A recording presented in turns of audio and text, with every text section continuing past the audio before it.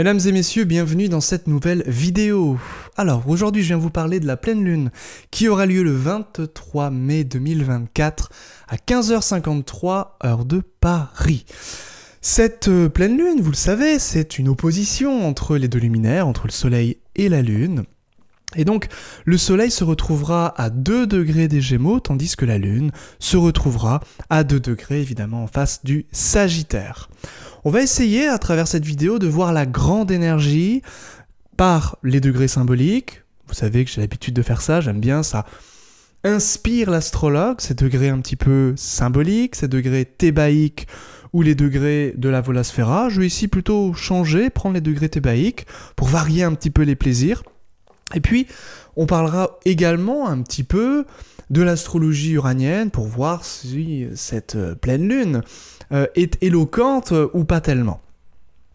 Avant de commencer, comme d'habitude, sachez que vous pouvez rejoindre l'académie, vous former pour devenir astrologue ou vous former pour apprendre à interpréter un thème, que ce soit en astrologie occidentale ou en astrologie indienne. J'ai pas encore de cours sur l'astrologie allemande de l'école de Hambourg.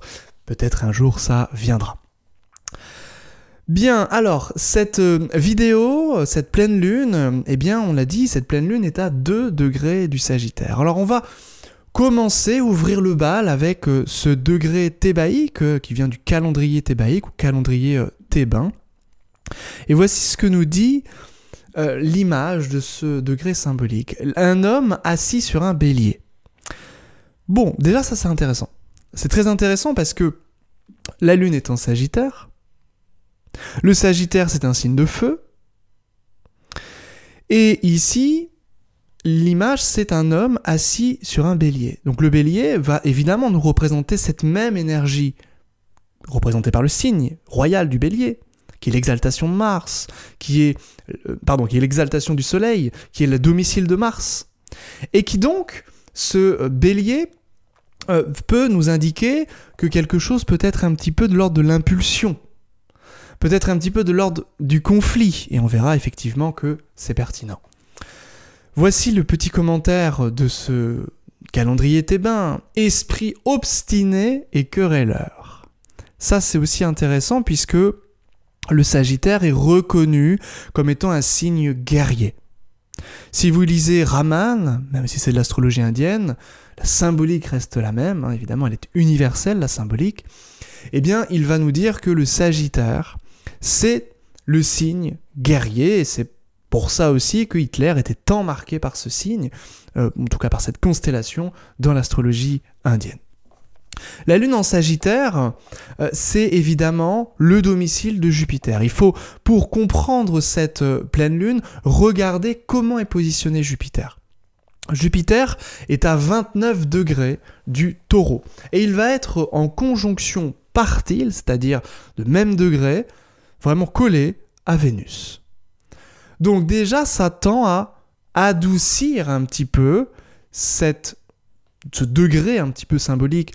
On l'a vu, esprit obstiné et querelleur. Alors bien entendu, ça peut être une attention portée vers cela. Ce peut être de la tension également. Donc de l'attention portée vers cela et de la tension, évidemment, dans le monde par cette pleine lune, et on verra également que Mars va être très éloquent, évidemment, durant cette pleine lune.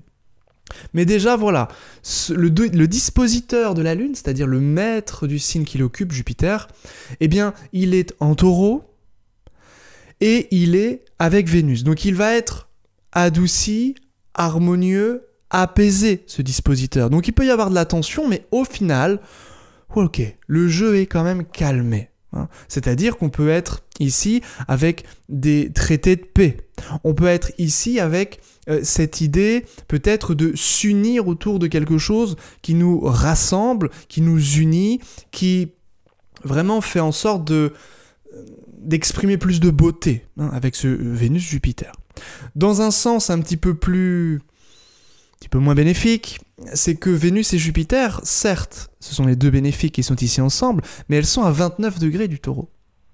Si bien que, eh bien, c'est le passage dans l'exil, c'est le pont entre le Taureau et les Gémeaux. C'est-à-dire que Jupiter s'apprête à passer dans son lieu d'exil et à y rester pour une année. On fera une vidéo spécifiquement sur Jupiter en Gémeaux. Donc ça va être la dernière pleine lune où Jupiter est encore en Taureau. Profitons-en. Profitons-en puisque c'est un signe fertile, le Taureau, c'est l'exaltation de la Lune, le domicile de Vénus, c'est un signe fertile. Et évidemment, si vous êtes, si vous boursicotez un peu, si vous êtes en train d'économiser de l'argent, logiquement, ce Jupiter en Taureau vous a fait du bien. Maintenant, Jupiter, il va changer d'endroit. Et Jupiter va représenter évidemment le monde financier également.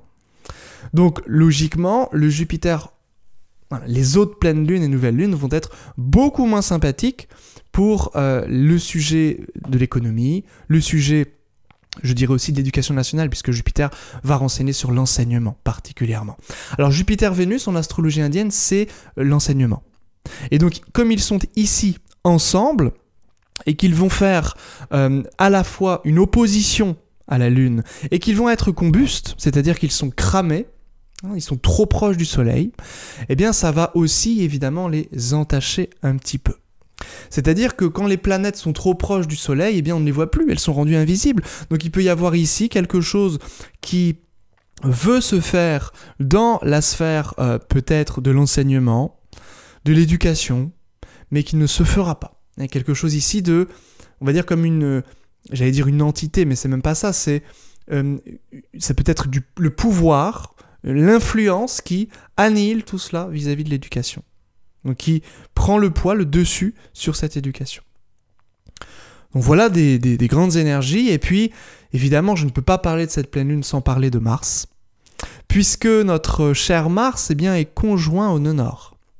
Le nœud nord amplifie, l'astrologie indienne est très claire sur le sujet, amplifie les astres qu'il touche. Et le nœud nord va également se comporter comme son dispositeur, qui est ici Mars.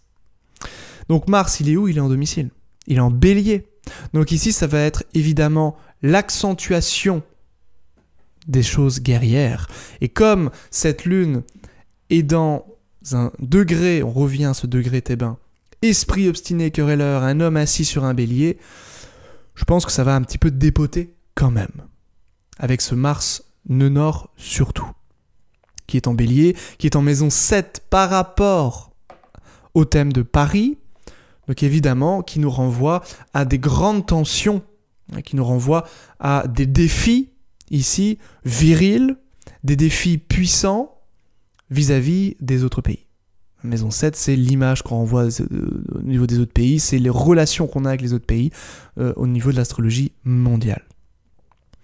On va faire un petit tour d'horizon maintenant pour voir comment ces planètes peuvent nous aider en tant qu'individus. Le Soleil est à 2 degrés des Gémeaux. Le Soleil, c'est l'influence, c'est la visibilité, c'est les honneurs, c'est la vitalité, ça revitalise tout ce que ça touche, le Soleil.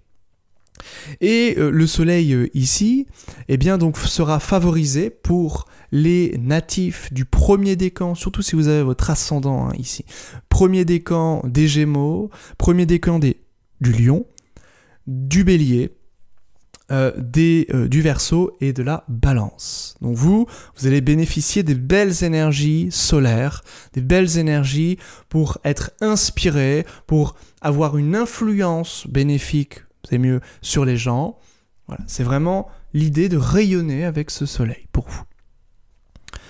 Pour les derniers décans des signes de terre, Taureau, Vierge, Capricorne, Poisson et Cancer également, vous allez bénéficier des énergies jupitérienne et vénusienne, puisque ici, c'est une grande énergie d'abondance, d'amour avec Vénus, qui est encore en domicile, à 29 degrés du Taureau. Et justement, Jupiter-Vénus, ce sont les deux bénéfiques, donc profitez que ces planètes soient ensemble. C'est se réunir pour ce qui nous, comme je l'ai dit, ce qui nous ressemble pour la beauté, ça peut être aussi quelque chose de l'abondance au niveau du luxe, ça peut être quelque chose qui s'emporte comme ça au niveau d'une abondance de luxe, d'une abondance des richesses aussi, en tout cas dans cette énergie de Jupiter-Vénus. Pour les deuxièmes décans des signes de terre, donc Taureau, Vierge, Capricorne, et puis deuxième décan du Cancer et des Poissons, et c'est bon. Mercure, eh bien, vous allez pouvoir bénéficier de ces énergies mercuriennes. Ici, Mercure étant Taureau. Donc c'est vraiment des énergies de réfléchir pour son propre intérêt, de réfléchir sur le plan concret, pratico-pratique. Donc là, c'est des énergies qui vont vous favoriser à ce niveau-là. C'est peut-être un petit peu plus délicat pour les deuxièmes décans du Lion, du Verseau et du Scorpion, puisque ici Mercure sera en carré et en opposition. Donc Mercure va être puissant, mais il peut y avoir une trop grande réflexion pour votre intérêt. C'est-à-dire que c'est très puissant pour vous. Et vous pouvez avoir un petit peu plus de mal à gérer ces énergies-là, et voilà, c'est l'idée de s'ouvrir un petit peu pour équilibrer, alors sauf si bien entendu, vous pouvez aussi vous servir de ces énergies-là en fonction de votre contexte, mais de manière générale, on va rechercher comme ça une espèce d'équilibre un petit peu des pôles. C'est ce qu'on retrouve notamment dans toute la philosophie indienne. Très inspiré par l'Inde, comme vous pouvez le constater. On va retrouver sur le thème de la France, pour revenir un petit peu à l'astrologie mondiale, un Neptune sur le descendant. C'est pas bon. C'est-à-dire qu'on risque de se faire berner en tant que pays-État français par rapport au relationnel. On va se faire berner, le gouvernement français se fait berner. Le gouvernement français s'imagine des choses avec l'international, risque de signer des pactes, et c'est la pire chose, le pire moment à faire, ici, du 23 mai au 21 juin. La pire chose à faire, ça va être de signer des pactes, des contrats, ça va être d'établir toutes ces choses-là, parce que Neptune, c'est évidemment ce qui est de l'ordre de l'illusion, ce qui est de l'ordre de quelque chose qui se délite peu à peu, Neptune. Alors, il y a aussi un sextile de Neptune sur le Soleil, donc ça peut être quand même une grande inspiration. Une grande inspiration, notamment pour le troisième décan des Poissons, du Scorpion et du Cancer. Les signes d'eau ici, qui vont bénéficier de ces énergies neptuniennes, et Neptune ensuite, peu à peu, va avancer, va tenter de rentrer en Bélier. À un moment donné, elle va la rétrograder. Alors, je vais pas regarder exactement quand, et je referai des vidéos bien entendu sur le transit de Neptune également. Mais ça va bouger. Neptune, vous savez que c'est une planète très très lente. Donc évidemment, lorsqu'elle change de signe, ça va créer des nouvelles idées, des nouveaux paradigmes, des nouvelles religions, Neptune, des nouvelles choses spirituelles, de nouveaux élans spirituels. Et comme Neptune est ici à 29 degrés des Poissons, on est sur une fin de cycle. Et puis lorsque Neptune va rentrer en Bélier, ce sera le nouveau cycle ici pour quelque chose de spirituel. Il faudra étudier, il faudra analyser cela également. Évidemment, ça ne se fera pas tout de suite puisque Neptune rétrogradera, repasser un petit peu en Poisson, c'est-à-dire qu'il peut y avoir tout à fait, à un moment donné, une nouvelle religion qui essaie d'arriver, nouveau paradigme du moins, qui arrive, qui a du mal à arriver, et donc on fait un petit peu à rebours, un recul, et ensuite la chose peut finir par advenir. Voilà des grandes idées, des grandes énergies avec ces planètes-là. Également, il y aura un trigone partile, encore une fois, de même degré, Pluton qui est rétrograde, à 2 degrés pile, et Soleil à 2 degrés 55. Alors bien entendu, qui dit trigone au Soleil va dire également sextile partile à la Lune. Et vous savez que Pluton, c'est l'évolution. Donc là, sur le plan vraiment individuel, c'est peut-être une pleine lune qui interroge vraiment la sphère intime, la sphère émotionnelle, et comment on peut évoluer, comment on peut faire grandir nos émotions, comment on peut également passer outre les émotions, c'est-à-dire ne pas se laisser aveugler, parce que la Neptune est très forte ici, ne pas se laisser, comment je pourrais dire... Comment on peut transcender nos émotions. C'est vraiment cette idée-là avec Pluton. Pluton, c'est l'alchimiste.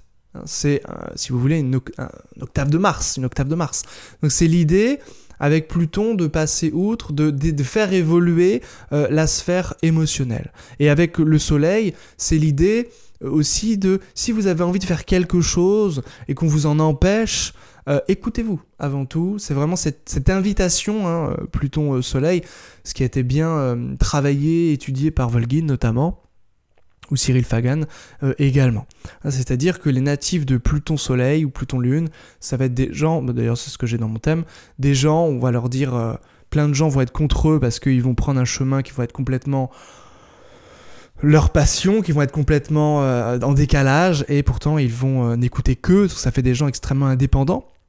Et donc, il y a cette idée de grande indépendance avec cette énergie de pleine lune, et je vous invite à suivre vos passions, à suivre votre cœur. C'est un petit peu cliché, un peu gnangnan de dire des choses comme ça, mais c'est cette grande énergie qui se manifestera.